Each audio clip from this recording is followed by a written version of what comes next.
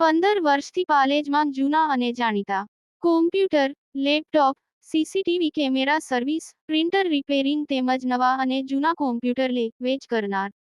Admission form તેમજ તમામ સરકારી ફોર્મ ઓનલાઈન ભરી આપવામાં આવશે.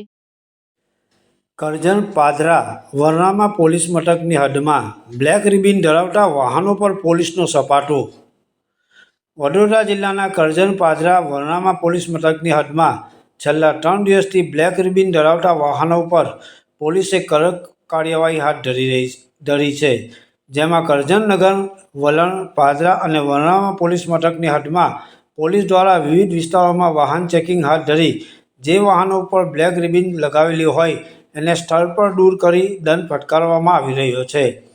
પોલીસ દ્વારા ગતરોજ વિવિધ પોલીસ મથક વિસ્તારમાં 185 જેટલા વાહનો ચેક કરવામાં આવ્યા હતા, જે પૈકી 24 જેટલા વાહનોમાં બ્લેક ફિલ્મ લાગેલી હોય જેના ઉપર કાર્યવાહી હાથ ધરવામાં આવી હતી.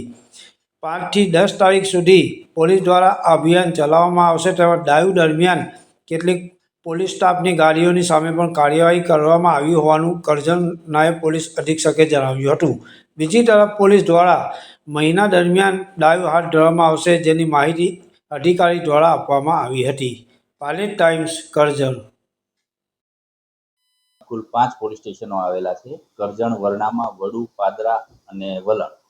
તો આ 5 પોલીસ સ્ટેશનોમાં હાલમાં અમે 5 તારીખથી 10 તારીખ સુધી એક ડ્રાઈવ ચલાવી છે, જેમાં 4 વ્હીલ વાહનોમાં કાચ ઉપર જે બ્લેક ફિલ્મ, ડાર્ક ફિલ્મો લગાડી હોય છે તે હટાવવા માટે અમે ડ્રાઈવ ચલાવી છે. એ દરમિયાન ડ્રાઈવમાં ગઈકાલ 5 તારીખે કુલ ડિવિઝનના 5 પોલીસ સ્ટેશનોમાંથી 185 વાહનોનું ચેકિંગ કરવામાં આવ્યું, 4 વ્હીલ વાહનોનું. એમાં ટોટલ 24 વાહનોમાં 4 વ્હીલમાંથી ડાર્ક ફિલ્મો હટાવવામાં આવી છે. 20 વાહનોને એનસી દંડ કરવામાં આવેલ છે.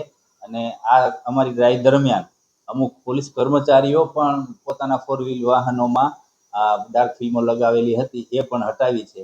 અને આ બાબતે કોઈને પણ છૂટછાટ આપવામાં આવશે નહીં. અને કોઈ પણ વ્યક્તિ હશે આ ડ્રાઈવ દરમિયાન અમારી આ કામગીરી સતત ચાલુ રહેશે.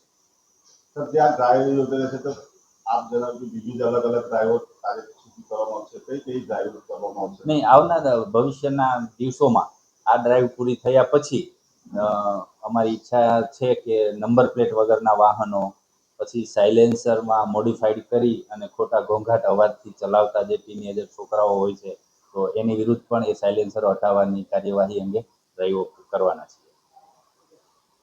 આવી જ ગયું સર.